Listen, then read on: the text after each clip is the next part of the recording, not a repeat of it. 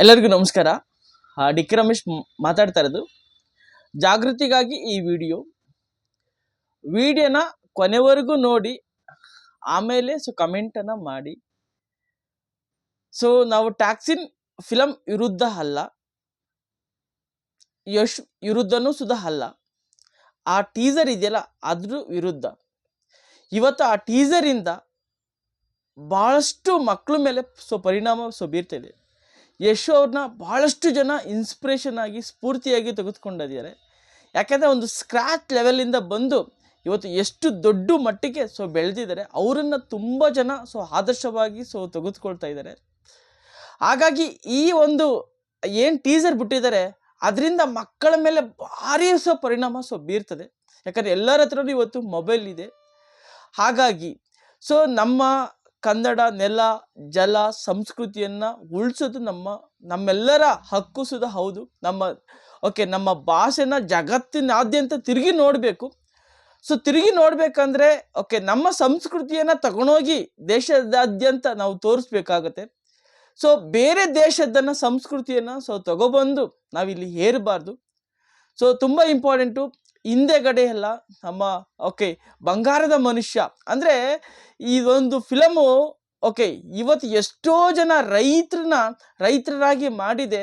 ಇವತ್ತು ಎಷ್ಟೋ ಜನ ರೈತರು ಆಗ್ತಾ ಇದ್ದಾರೆ. ಅಷ್ಟು ಒಂದು ಸ್ಫೂರ್ತಿದಾಯಕವನ್ನು ಕೊಟ್ಟಿದೆ. 2 ವರ್ಷ ಓಡಿದೆ ಆ ಒಂದು ಫಿಲಮು. ಎಷ್ಟೋ ಜನ ಜೀವನ ಕಟ್ಕೊಂಡಿದ್ದಾರೆ ಬಂಗಾರ ಮನುಷ್ಯದಿಂದ, ಆ ಫಿಲಮಿಂದ. ಅಣ್ಣವ್ರು ಎಂತೆಂಥ ಮೆಸೇಜನ್ನು ಕೊಟ್ಟಿದ್ದಾರೆ. ಅವರೆಲ್ಲೂ ನಾನು ಎಣ್ಣೆ ಹೊಡೆಯೋ ಪಾತ್ರನ ಮಾಡಲ್ಲ, ನಾನೆಲ್ಲೂ ಸಿಗರೇಟ್ ಸೇದೋ ಪಾತ್ರನ ಮಾಡೋದಿಲ್ಲ ಅಂತ ಹಿಂಗೆ ಆದರ್ಶವಾಗಿ ಫಿಲಮನ್ನು ತಗೊಬಂದಿದ್ದಾರೆ. ಇವತ್ತು ಹೈಯೆಸ್ಟ್ ಸ್ಟ್ಯಾಚ್ಯೂ ಇರೋದು ಜಗತ್ತಿನಲ್ಲಿ ರಾಜ್ಕುಮಾರ್ ಸರ್ದು. ಯಾಕೆಂದರೆ ಅಷ್ಟು ಆದರ್ಶವಾದಂಥ ಫಿಲಮನ್ನು ಕೊಟ್ಟಿದ್ದಾರೆ. ಅದೇ ಥರ ನಮ್ಮ ಡಾಕ್ಟರ್ ವಿಷ್ಣುವರ್ಧನ್ ಸರ್ ಎಂತೆಂಥ ಫಿಲಮನ್ನು ಕೊಟ್ಟಿದ್ದಾರೆ. ಅದರಲ್ಲಿ ಯಜಮಾನ ಎಷ್ಟು ಸ್ಫೂರ್ತಿದಾಯಕ. ಎಂಥ ಓದಿಲ್ದೆ ಹೋದರೂ ನಾವು ಬಿಸ್ನೆಸ್ಸನ್ನು ಮಾಡ್ಬೋದು ಅಂತ ಅದ್ಭುತವಾದಂಥ ಮೆಸೇಜನ್ನು ಕೊಟ್ಟಿದ್ದಾರೆ. ನಿಜವಾಗ್ಲೂ ಇವೆಲ್ಲ ನಮಗೆ ಆದರ್ಶವಾದಂಥ ಫಿಲಮನ್ನು ನಮಗೆ ಕೊಟ್ಟಿದ್ದಾರೆ.